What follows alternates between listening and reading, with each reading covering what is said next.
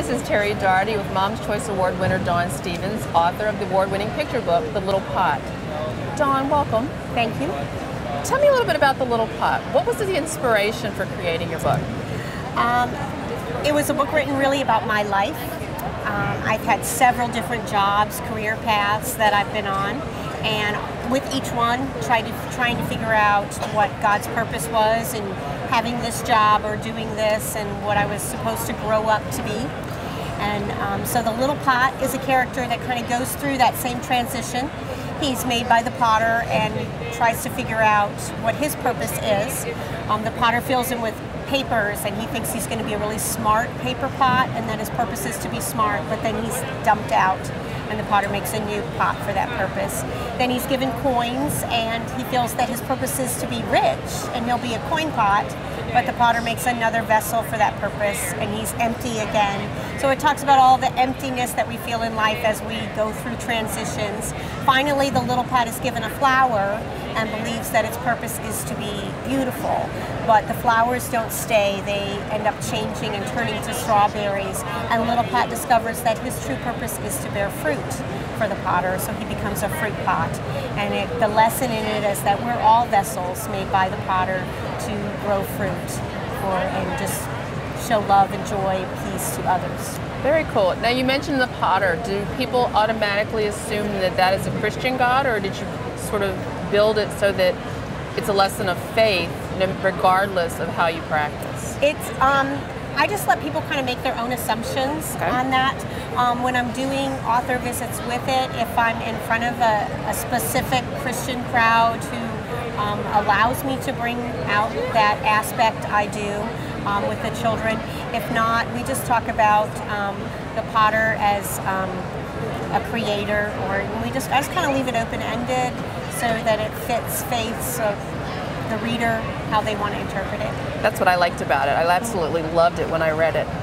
Now, you're going out to student groups. What are you finding to be their number one question? What do they want to know about with you and the Little Pot? They usually want to know where I got the idea, how the story developed, and I usually tell them that as I'm doing the talk. I kind of give them my life story at the beginning, and then they easily see how it transitions into the story, and the kids like that. And then I tell them how their life and they're writing a story as they're growing up and living that they can put into a story too. So that's always a big aspect of what kids want to know, and they also want to know about, I also illustrated the book, so a lot of times they have questions about the illustration process and how it becomes a book, how we get to the final stages.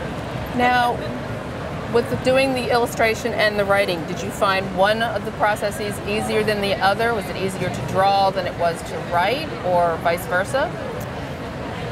I think I did them simultaneously.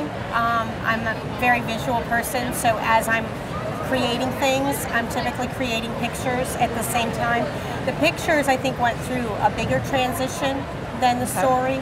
The story was just kind of a long process. In fact, I had the entire story written for a long time with no ending. I knew that the Little Pot would be three things: rich and beautiful and smart. But I really hadn't figured out my purpose, so I hadn't figured out the ending of the book for a long time. And when I finally got the ending, then I went back to finalize the pictures, and they went through quite a transition from the beginning to the end. Now, the Little Pot has found his purpose. Are there other vessels still waiting to be written or created? There are. I have a second book that will be coming out shortly called The Teapot, which is another vessel who's going to learn to serve others as teapots should serve. And it's more about selfishness, because Little Pot then discovers that it can't keep its fruit for itself. That fruit is something we must give away. And so Little Pot, now that it grows strawberries, becomes very proud of his strawberries and wants to keep them for himself. He doesn't want to give them away.